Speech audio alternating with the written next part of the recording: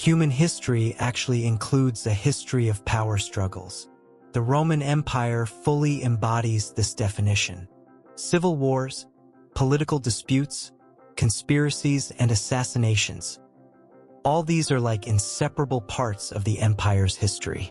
The period when these struggles peaked was the year AD 69, where 4 emperors changed within the same year. This year witnessed the bloody power struggles, civil wars, political disputes, conspiracies, and consecutive deaths of emperors. Perhaps it was the most turbulent year of the empire. History tells us that the unease of the Roman people reached its climax on the night of June 68, threatening the reign of Emperor Nero. Shortly after ascending the throne, Nero began to act in his own interests and pursue a luxurious lifestyle. This situation had a significant share in threatening his reign. Nero never felt safe throughout his rule.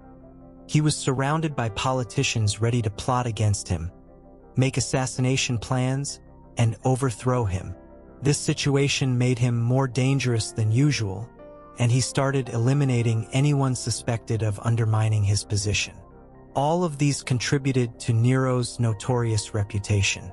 However, the main event that would play a major role in losing the emperor's reputation was the Great Fire in Rome in AD 64.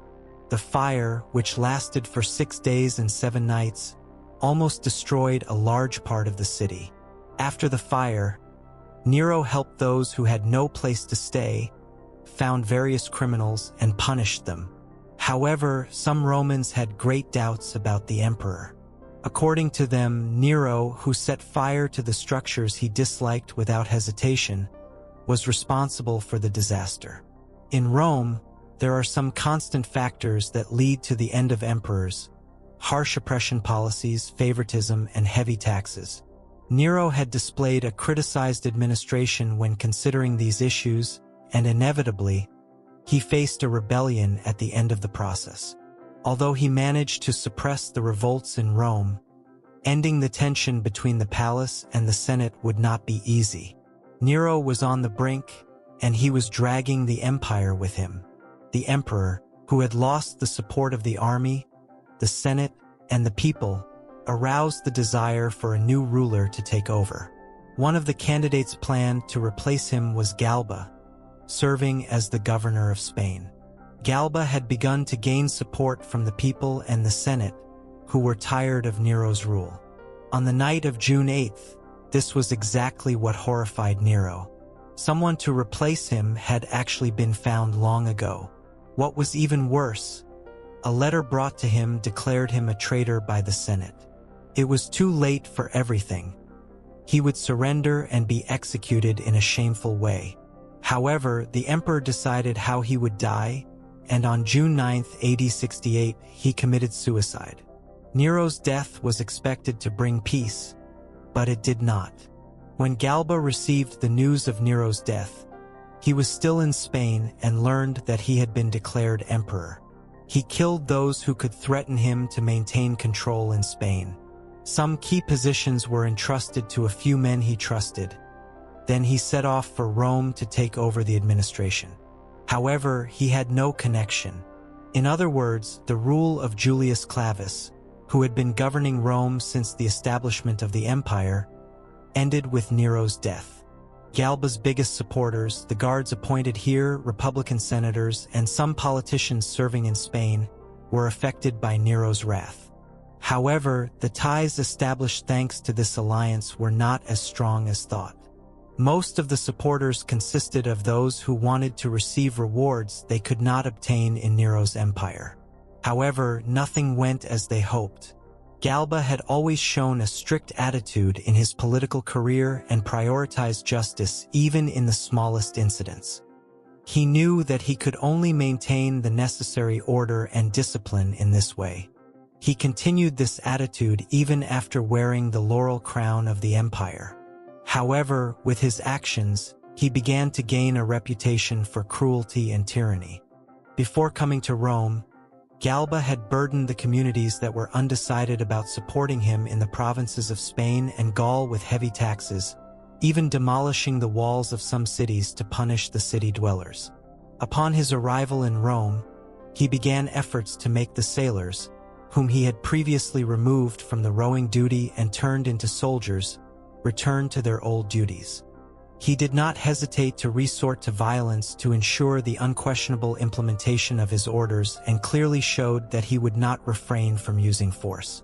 Additionally, he disbanded the military unit consisting of Germans, who were assigned to protect the emperor during the Caligula era and had sworn allegiance to the empire. Galba's arrival in Rome did not go as expected. Moreover, matters had started to get complicated on the eastern borders. The exclusion of the Rhine-Danube and Eastern legions loyal to the empire from palace protection caused the legions to become angry. As soon as they were displayed in the arena, legion commanders became the target of Galba's administration. The legions were accused of disloyalty, and their commanders were one by one removed from their duties.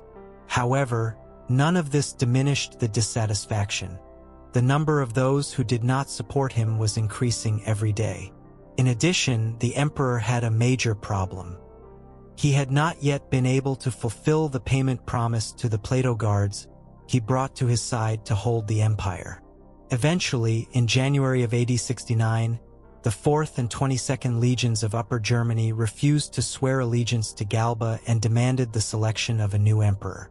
The next day, the Lower German soldiers showed similar behavior, and the governor of Lower Germany was declared Emperor of Europe.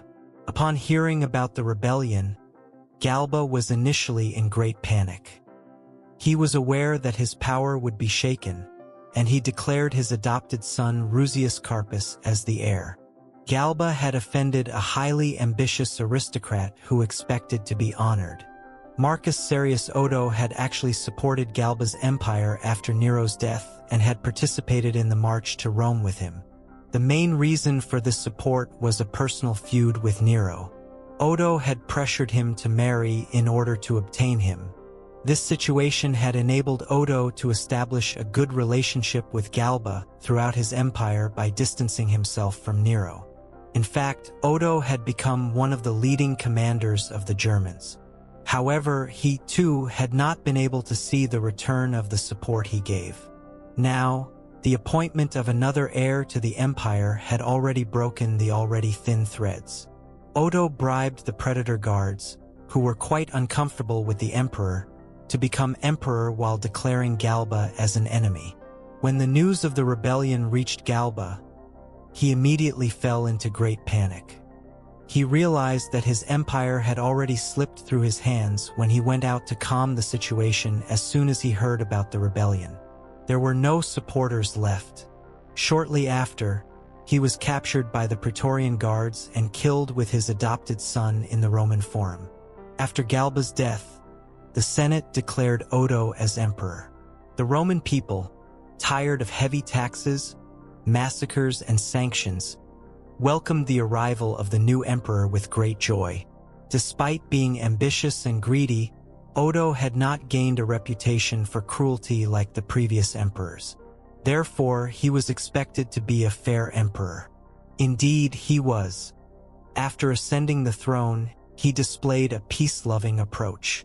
However, this period of peace would not last long, because before Otho ascended to the throne, the empire had already been dragged into a civil war. The former Emperor Galba had been declared emperor by Vitellius, who jumped to Lower Germany. Vitellius claimed the right to the throne, and this posed a great threat to Otho, because he formed an alliance with Vitellius supporters and proposed to marry Vitellius' daughter. Alliances formed through the establishment of family ties could often allow parties to gain some advantages without losing soldiers in most cases. However, Vitellius had no intention of establishing peace. His goal was to officially declare the title bestowed upon him by his soldiers, namely the empire. Vitellius' army, totaling 70,000, split into two. One of his armies, led by Fabius Valens, crossed the Alps through the Great Sempronius Pass to reach northern Italy and attacked Placentia, one of the provinces of Italy. However, this attack was repelled by Otho's garrisons. After this, the army of Aulus Caecina Aelianus withdrew to the city of Cremona in Italy, awaiting the arrival of Valens' army. Meanwhile, Otho had completed his preparations to leave Rome and set off north on March 14, 69. To ensure the safety of the empire he had not yet lost, he left his brother Titianus in Rome. Otho had great expectations of winning the war. Yes, his army was not equal to the enemy soldiers stationed on the banks of the Rhine River. However, legions from the east of the Adriatic would soon come to support him. Additionally, among his supporters were generals who had gained more prestige than their contemporaries with their campaigns, such as Suetonius Paulinus. Paulinus told Otho that although his occupation forces were superior to the soldiers under his command, if they waited, each passing day would increase the number of his soldiers, and the strength of the opponent would decrease. But if they fought now, they had neither sufficient reserves to compensate for the losses nor enough time to recover. However, Otho was too impatient to listen to this advice. The constant suspension of the prolonged campaign had already begun to push his already exhausted patience to the limit. Thus, Otho, who followed a series of incompetent advisors, including his own brother, asked Titianus to join the army and take command of the soldiers. He decided to go to sleep in Brussels and await the outcome of the war. However, the emperor's departure from the army would result in a disastrous outcome for the war. Some of the best legions had to leave the army to show loyalty to the emperor. Moreover, leaving behind the soldiers fighting for him, the emperor weakened the spiritual power and loyalty of the army. Besides, the army was entrusted to Titius, who had little experience in military affairs.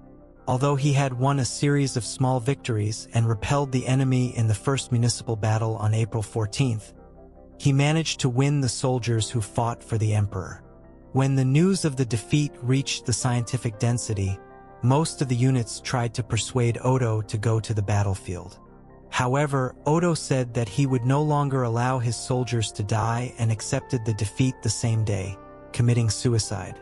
The Senate was aware that Rome needed a new emperor, and it did not take long for it to decide in favor of Vespasian, who defeated Otho.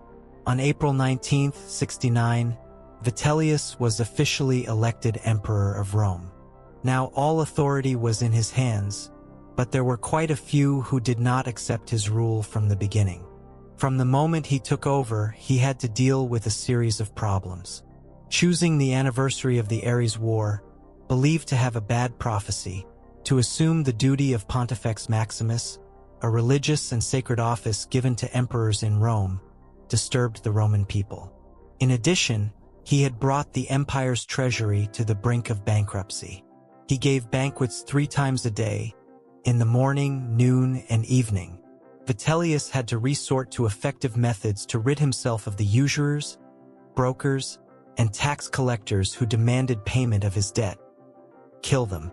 And his stomach was not the only thing that Italy could not satisfy. Once he tasted the power he did not want to leave, he constantly wanted to keep it in his hands. As a result of all this, from July 1, 69, soldiers in the eastern provinces began to rebel and switch sides to Vitellius. Paying from both his pocket and the state treasury, Vitellius began to make payments to win the loyalty of soldiers who had not yet changed their minds. However, nothing went as he hoped. Some of those who had sworn loyalty to him had gone to the side of Vespasian. Moreover, all his army was now approaching Rome. Vitellius realized that his end had come. Still, he tried to gain time by sending envoys to propose a ceasefire and make peace with his enemies. He had some hope that he could maintain his position, until the next day, when the city's messengers said that the enemy was at the gates. From that moment on, the emperor had 2 paths to choose from: either fight with his enemies and eliminate the threat to his rule, or leave everything he had and run away.